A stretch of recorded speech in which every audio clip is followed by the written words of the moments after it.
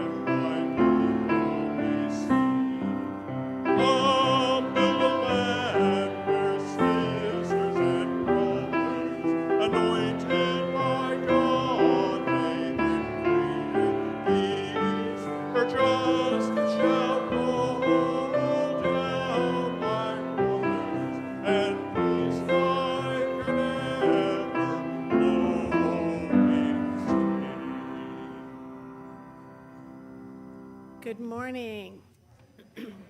Welcome to the Unitarian Universalist Congregation of Salem, Oregon. I have a couple of things I want to say before I give our official welcome. First, I'd like to call your attention to the artwork behind me. As many of you know, we are installing a new video system, and it's going to take a while, and this is just the first step, but it gives you an idea of the size and scope of what will be up here. The installation will start again. They'll work on it some more. And where are you, Laura? Oh, there you are. What's our expected? Tomorrow and Tuesday, we're installing the electricity, and then starting on the 21st, the video wall will rise, and it should be all done by that following weekend. Yay! Don't hold us to that. You never know with deliveries. Okay, so we're hoping that will happen So, but we will by this fall have it up and running. In the meantime, as you noticed, you don't have orders of service, and we apologize for that. That was all a miscommunication, but we can get by, right? We'll do okay. Because of that, you're not going to have the words to some of the things we do. If you're new here and you want those words, turn around. Right behind you, that monitor still works. And so you're more than welcome to get them there, and we'll try to give you as much of the information as we can. So welcome, and please know that normally we would have that available for you. I'm Janet Stevens. I am a member of the Homilist and Storytellers team here at Unitarian Universalist Church. And this is a place of welcome, of renewal, a place of safety, a place to seek support, and a place to share your strength with others. Here we find unity in diversity as we, pilgrims all, share our spiritual journeys. How rare and how lovely this fellowship of those who meet together. Welcome.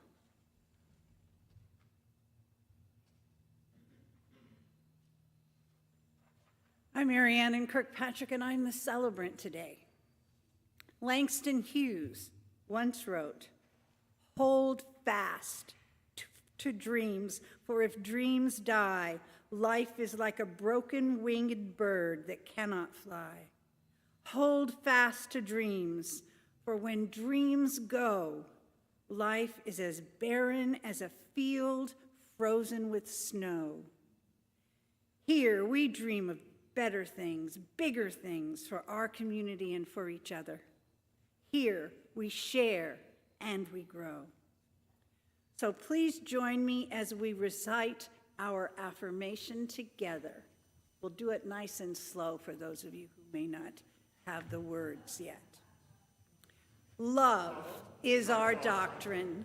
Compassion is our way.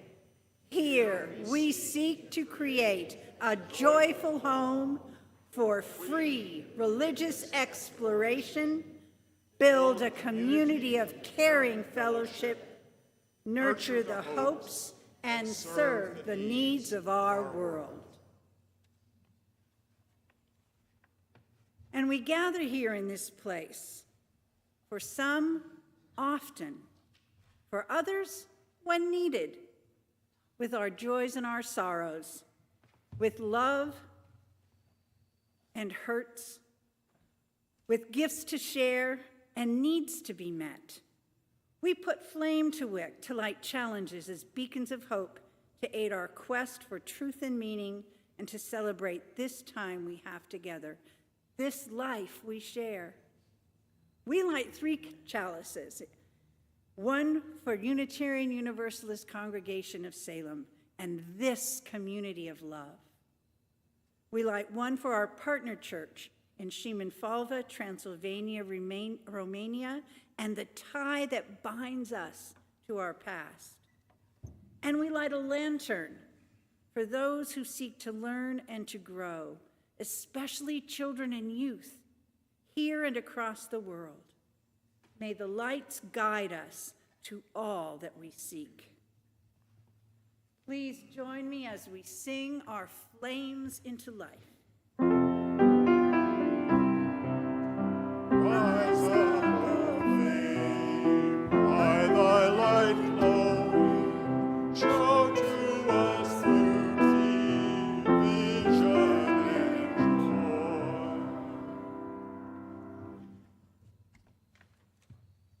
There's much to be grateful for in this. Oh, I'm sorry. Go for it.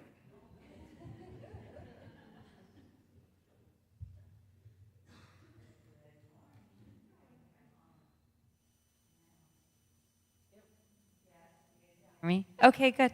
Good morning. I'm going to talk to these wonderful young people right here. You guys know what today is?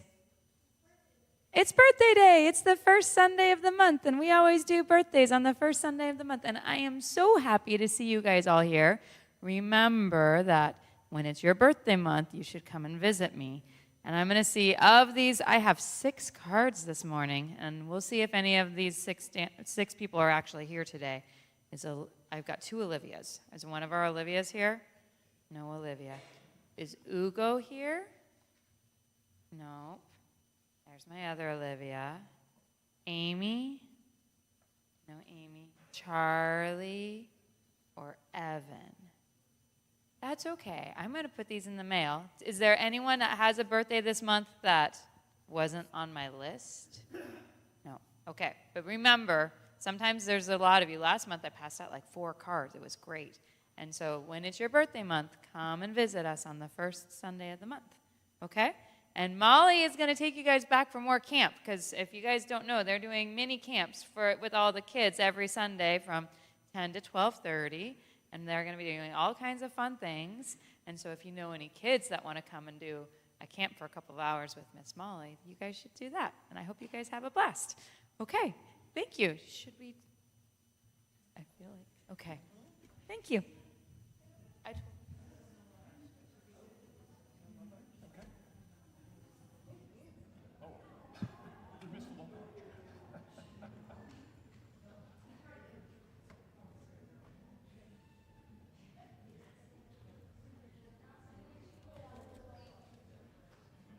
Let's do the love arch anyway. Ready? Wherever you walk, walk in love. Wherever you walk, walk in peace. Wherever you walk in peace all around you, our hearts go with you. At this time, we have a ritual of compassion and gratitude. There is so much to be grateful for in this imperfect world. Look out the windows of this sanctuary, and there are towering trees, green leaves and flowers, buzzing insects and little creatures hidden from view. This place is a sanctuary for the things that grow, for the animals, and for the people who walk through those doors. We are grateful for this place and for everything and everyone within it. Compassion comes easily to most of us, and we share this compassion through our deeds, our words, and with our hearts. Please take a moment and close your eyes if you wish. Take 3 deep breaths. Breathe in peace and breathe out love. Breathe in compassion and breathe out gratitude. Breathe in truth and breathe out justice. Just breathe. Just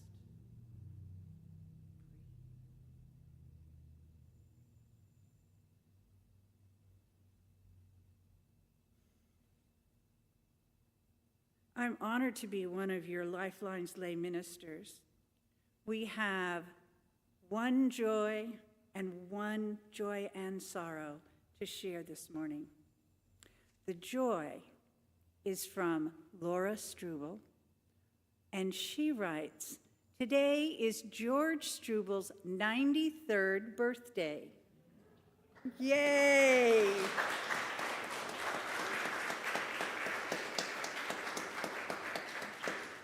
And George and Elsa brought a cake to celebrate. They'll be in the hall after service. And they're also celebrating their recent 70th wedding anniversary.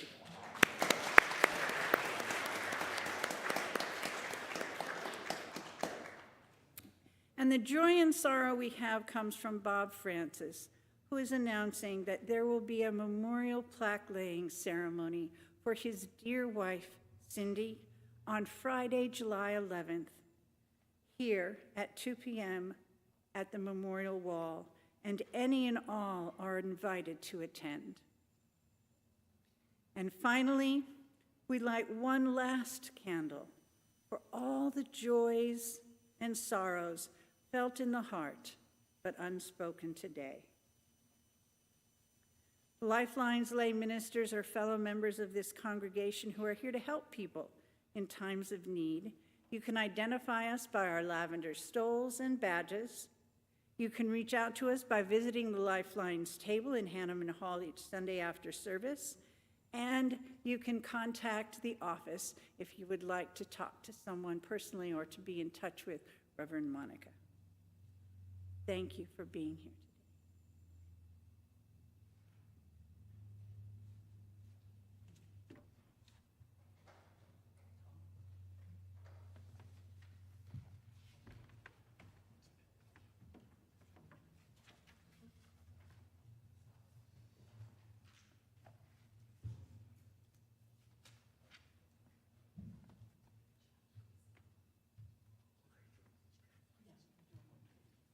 We decided to change this to 123 since everybody knows that.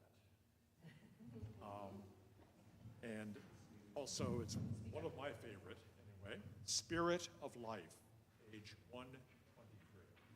So if This is a Spirit of last-minute Life, change. which is 123 in the gray hymnal.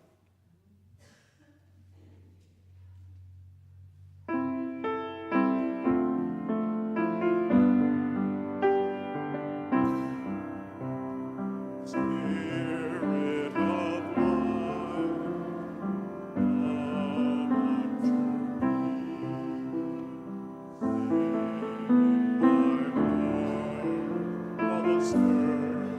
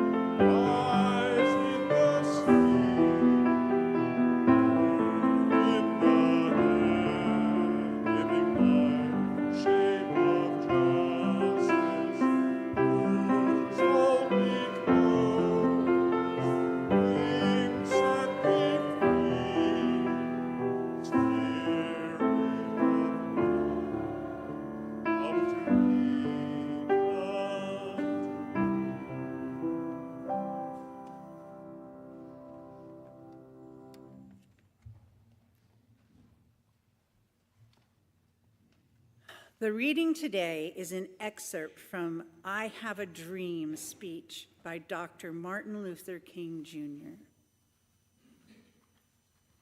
I say to you, my friends, even though we face the difficulties of today and tomorrow, I still have a dream. It is a dream deeply rooted in the American dream. I have a dream that one day this nation will rise up and live out the true meaning of its creed. We hold these truths to be self-evident, that all men are created equal. I have a dream that one day every valley shall be exalted, every hill and mountain shall be made low, and rough places will be made plain, and the crooked places will be made straight, and the glory of the Lord shall be revealed, and all flesh shall see it together. This is our hope. With this faith, we will be able to transform the jangling discords of our nation into a beautiful symphony of brotherhood. With this faith, we will be able to work together to pray together, to struggle together, to go to jail together, to stand up for freedom together, knowing that we will be free one day. And if America is to be a great nation, this must become true. And when this happens, when we allow freedom to ring, when we let it ring from every village and every hamlet, from every state and every city, we will be able to speed up that day when all of God's children, black men and white men, Jews and Gentiles, Protestants and Catholics, will be able to join hands and sing in the words of the old Negro spiritual, "Free at last, free at last. Thank God Almighty, we are free at last."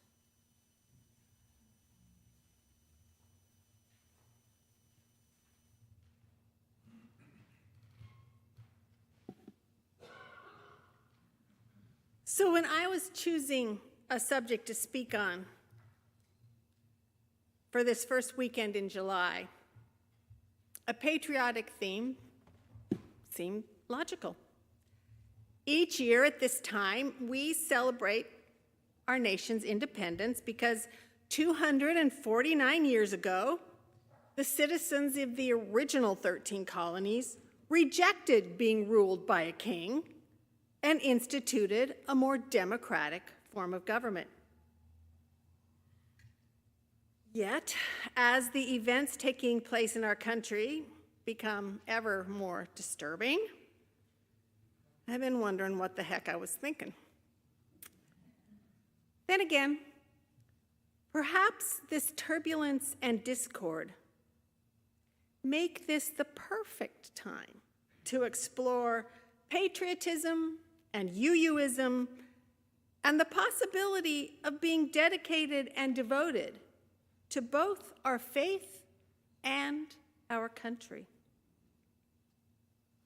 As many of you know, I was born into Unitarianism. I am the child of politically far left, hippie, liberal, snowflake pacifist, education promoting, science affirming, anti-war, nature loving, socialist woke Unitarian Universalists. I probably missed a few. Knowing this, you might think that patriotism wasn't a big part of my upbringing, but you would be wrong. I am also a lifelong citizen of the United States of America. When people ask my birth date, I like to tell them I was born when there were 49 stars on the flag. I'll let you figure that one out for yourselves. I spent my first 10 years living in small, rural, mostly conservative communities. Whenever we lived near a Unitarian church or fellowship, I attended Sunday school. Even when there wasn't a local church, my family practiced UU traditions. There were chalice lightings at most celebrations, such as before Thanksgiving dinner or Christmas morning. And Mom and Dad practiced the principles and discussed them with us kids.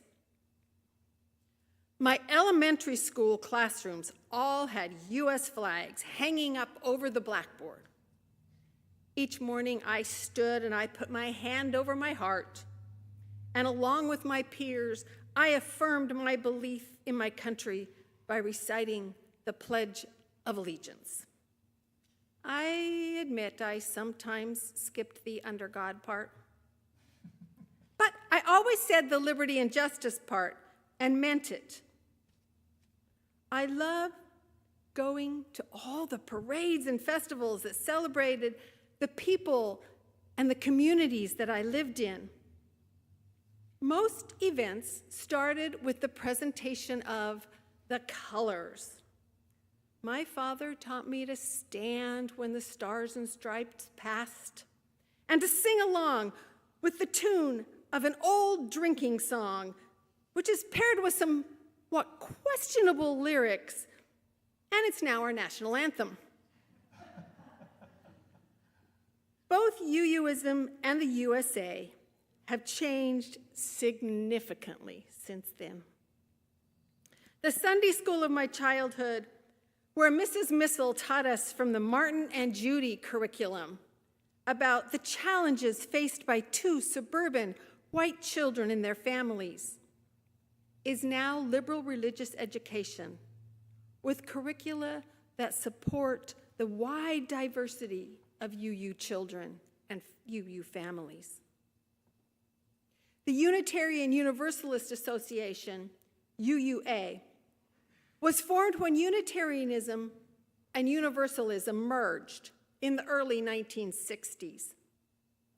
The UUA was tasked with combining the resources of the two faiths and creating a more unified voice among the independent UU churches, fellowships, and congregations. Since then, the UUA has faced some challenges, including acknowledging the existence of systemic racism in the organization. In addition, some congregations have expressed concern that the UUA has recently exercised authoritarian oversight regarding the actions of some churches and ministers. The U.S. flag, once flown proudly by both liberals and conservatives, because it stood for liberty and justice for all, is now often seen as a banner for those who promote the removal of rights for many people in this country. The separation of the legislative, judicial, and executive branches has blurred, as has the separation between government and religion and commerce. From the start, both the United States of America and the Unitarian Universalist faith were seen as heretical, don't know why that word hard gets me, and experimental.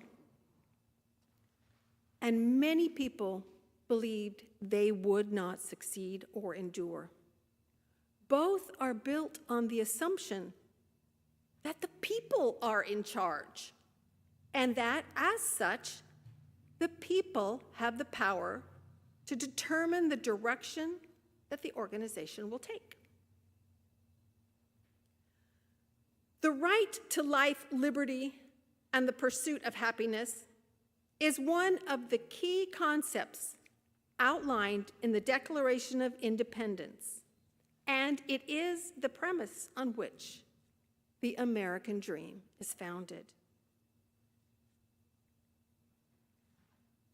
So if each person is to be allowed the freedom to pursue happiness, etc., do we not need to acknowledge the inherent worth and dignity of every person, citizen and visitor, indigenous and immigrant?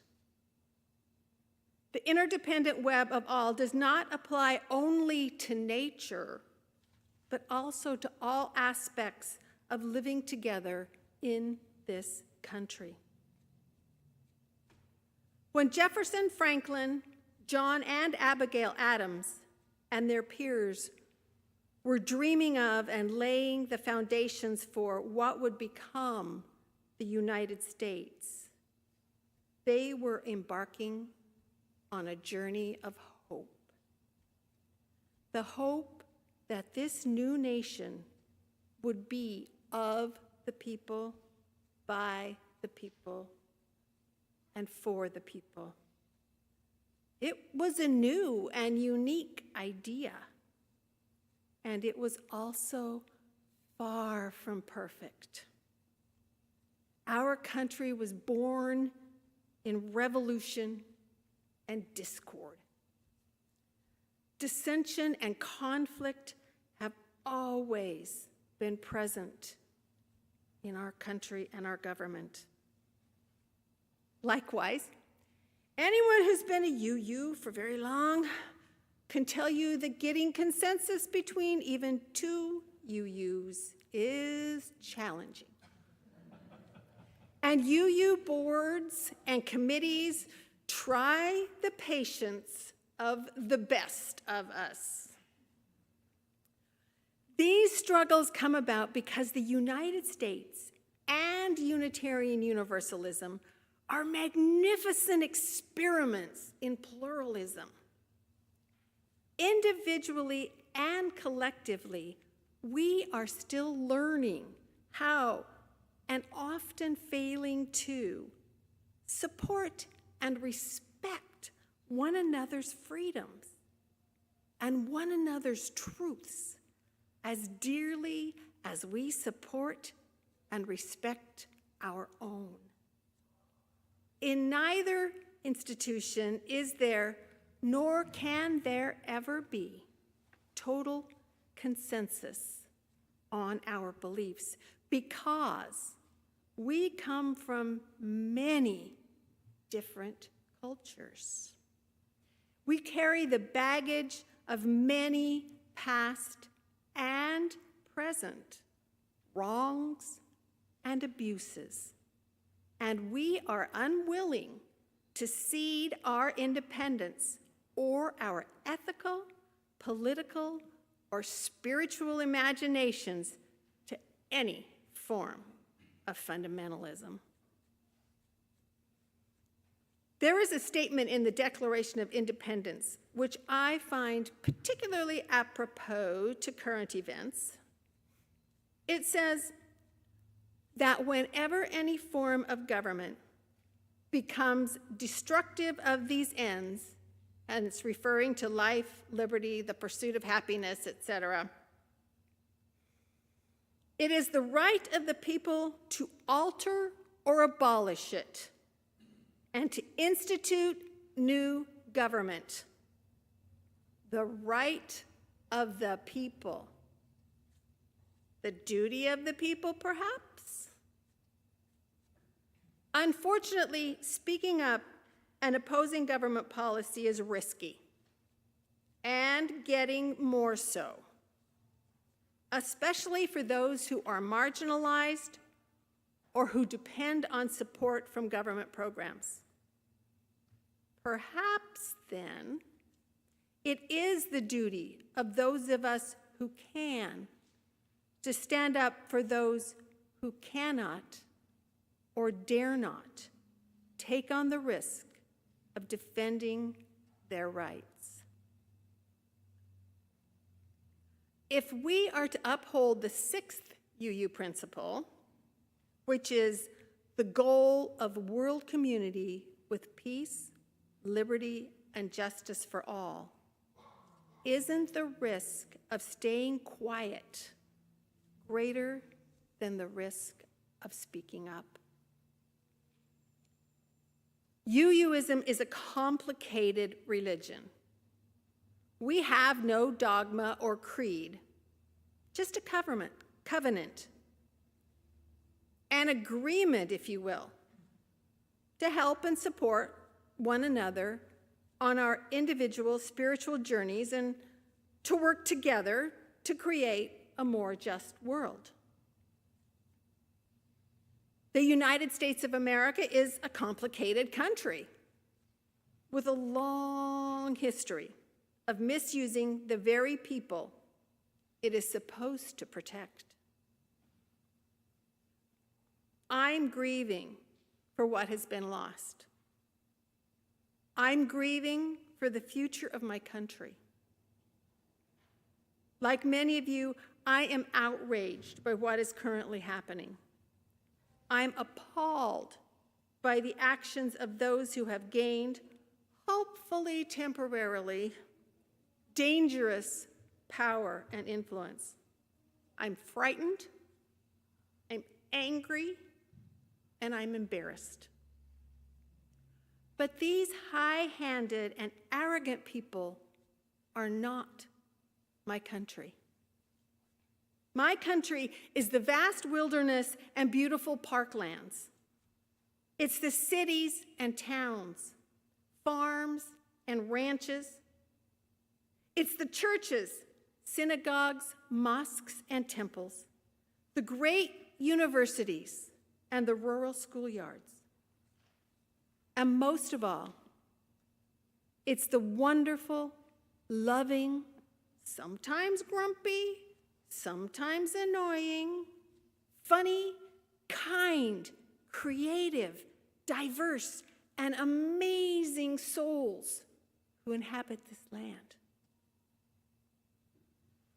In 1968, Shirley Chisholm was asked why she, a black woman, was running for president. They said to her, "You don't have a chance. Why are you doing that?" And she said, "Because I am in love with the America that does not yet exist." Patriotism is an allegiance not to what is, but what could be. And as such, it's a promise, a commitment to hold on through the storm and believe in the dream. For me, that's how Unitarian Universalism is as well, a work in progress. I'm in love with the Unitarian Universalism that does not yet exist, the UUism I see every week in the hearts of the members and friends, the volunteers, the children, the staff, and all those who have yet to enter these doors but will someday. Unitarian Universalist Christopher Reeve, aka Superman, said, "A hero is an ordinary individual who finds the strength to persevere and endure in spite of overwhelming obstacles."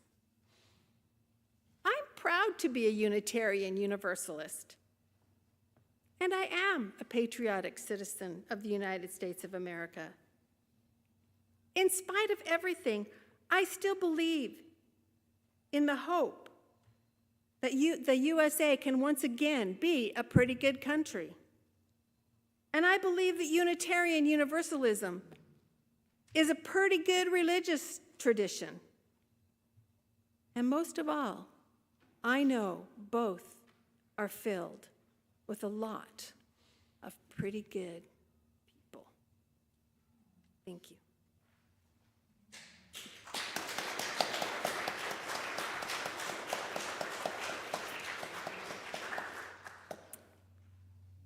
So, I want to read to you these words from Maya Angelou. We, this people on this small and drifting planet, whose hands can strike with such abandon that in a twinkling life is sapped from the living, yet those same hands can touch with such healing, irresistible tenderness. We, this people on this wayward floating body, created on this earth, of this earth, we have the power to fashion for this earth a climate where every man and every woman can live freely, without sanctimonious piety, without crippling fear. We, this people, in whose mouths abide cankerous words, which challenge our very existence, yet out of those same mouths come songs of such exquisite sweetness that the heart falters in its labor and the body is quieted into awe. When we come to it, to the day of peacemaking, we must confess that we are the possible. We are the miraculous, the true wonder of this world. Just take a minute and sit quietly, if you will. Join me at that.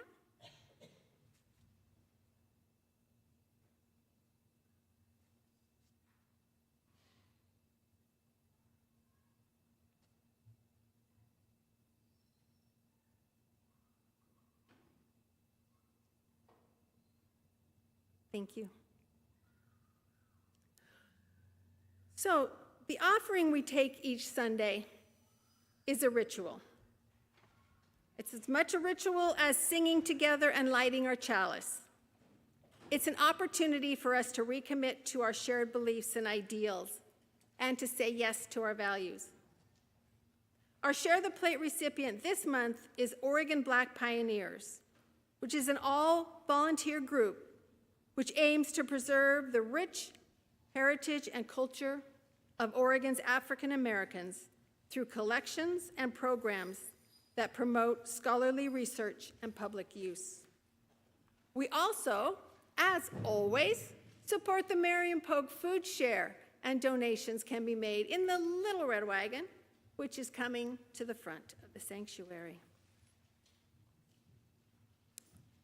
You can donate through the passing of the baskets or by going to uusalem.org.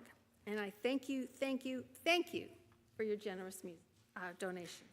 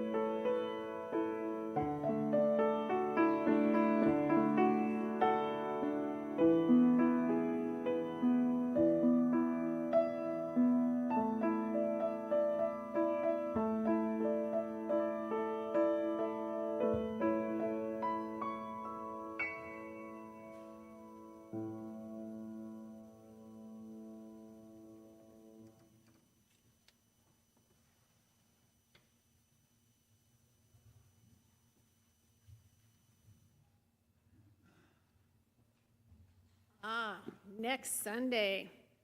So I really encourage you to come next Sunday. James Schmidt, one of our UUCS members, is going to do a talk on, it's entitled The Funny But True World of Memes, Youth Activism in Action. Young people I can talk, honest. Young people communicate through memes designed to make you laugh and then think. I'm really interested in this one because I no longer have young people at home, and I want to see what's going on there.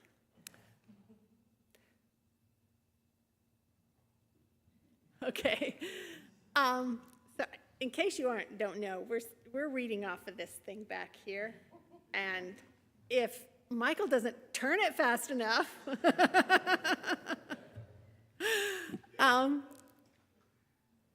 so if you're not getting the news of the community, I hope you are all signed up for our newsletter and our Friday updates.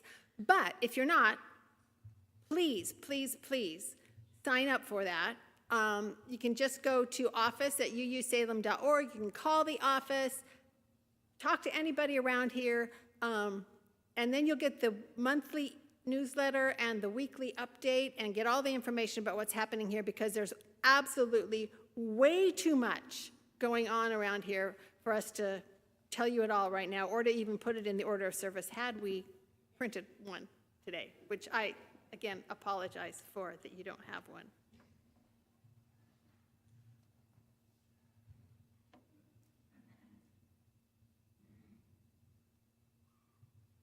Each week, we bring forth our social justice lantern and light it from our chalice. And as the social justice lantern is kindled, let the light of justice for all, liberty for all, and freedom begin to glow in reality for everyone in this great land we call home. And as we release the flames of our chalices with hope in our hearts and care in our hands, and with thoughts of peace for our families, our friends, and all of humanity, may it be so.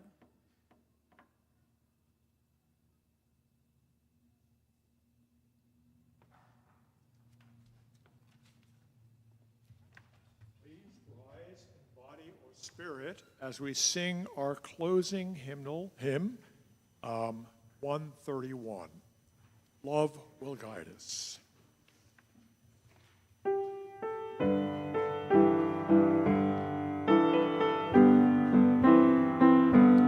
Love will guide us, peace will pride us, hope inside us will lead the way.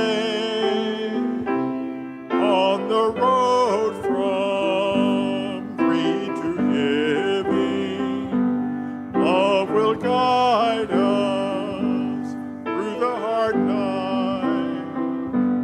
If you cannot sing like angels, if you cannot speak before thousands, you can wave from deep within you. You can change the world with your love. Love will guide us, peace has cried us, hope inside us will lead the way. On the road from greed to giving, love will guide us through the hard night.